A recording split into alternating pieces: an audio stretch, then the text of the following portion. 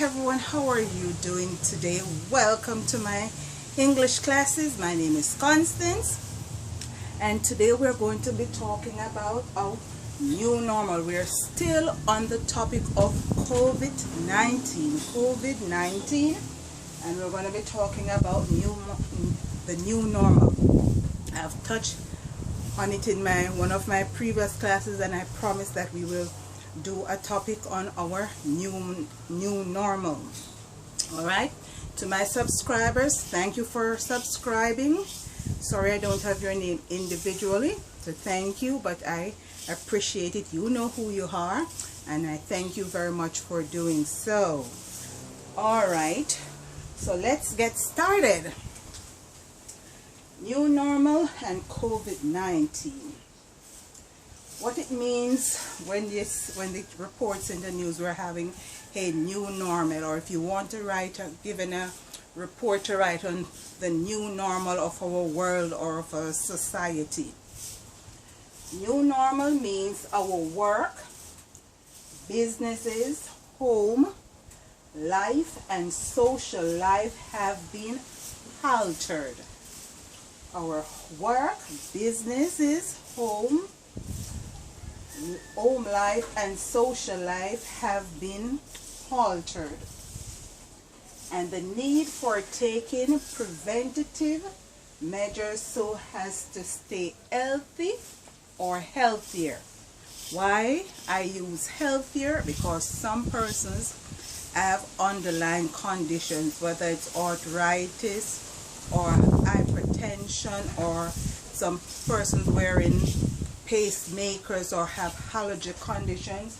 They are more susceptible or quicker to get the disease of the coronavirus. All right, so stay healthy or healthier.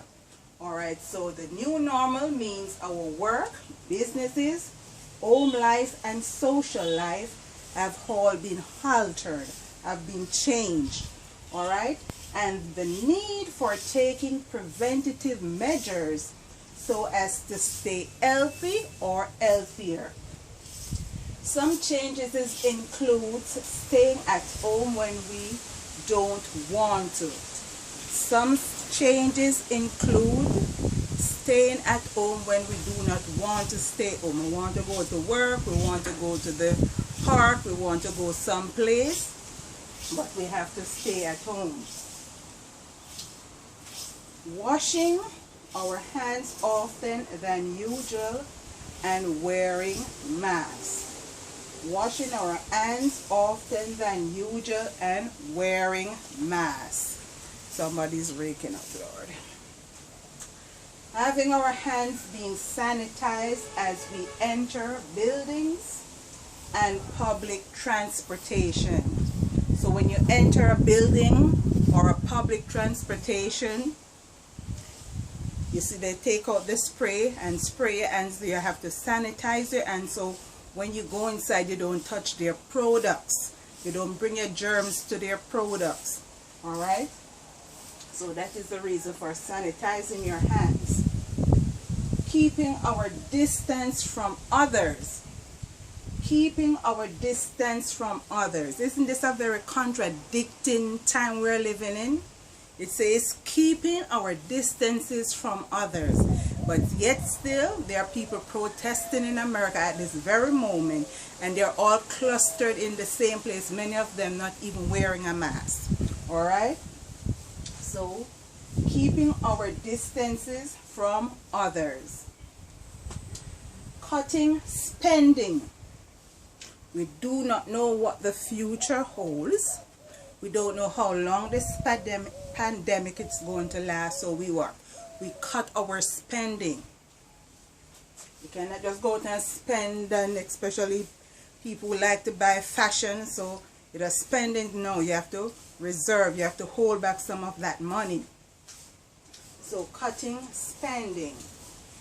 The next thing we have to do is stock up on medical supplies and food. We stock up on medical supplies and food because some companies are not operating their business. The people don't want to go to work. Some people, no, they're not going to. Their work is so clustered.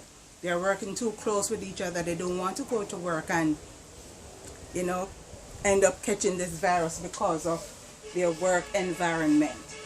So people stock up on medical supplies. Sometimes medical supplies is going to be difficult to obtain. So you have extra, especially people who are diabetic. You have to have needles. Some lady has to go all around begging for needles and all of that because the pharmacy did not have any needles for her to take, or insulin. So we have to stock up on medical supplies and food. The next thing that happens to us in this new normal, a lot of procrastination.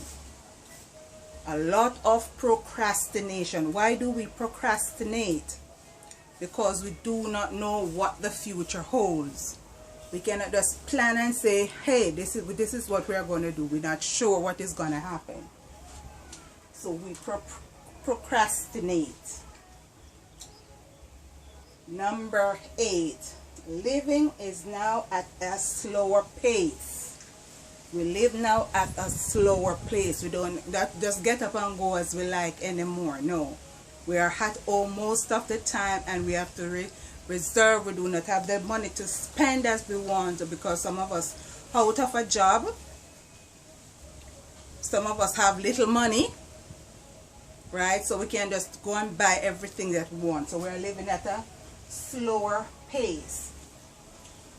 More unemployment. You can expect more unemployment. A lot of farms nobody's buying their products. Hotels are closing.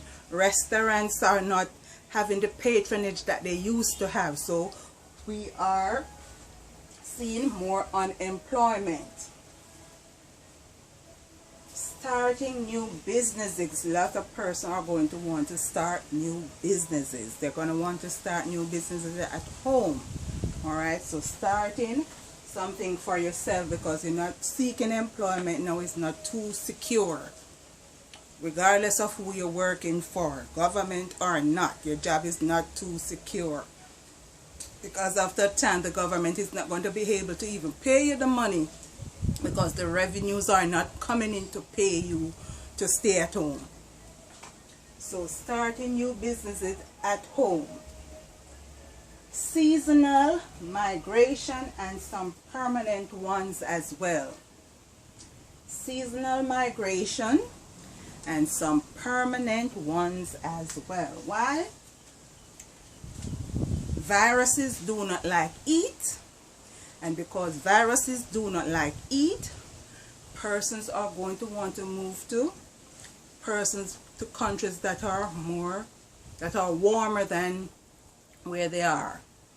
So winter time in America or Canada or England or Switzerland, people are going to want to move to places that are warmer. And some people might just decide they're tired of this traveling back and forth winter time and summertime, so they might just stay in a warm place permanently. Alright, you will want to stay in a warm place permanently. So this is for this class. If you get a paper to write on the new normal, here are some ideas for you. I hope you have enjoyed this class. I thank you for watching and I hope you'll join me in my next class. Until then, bye.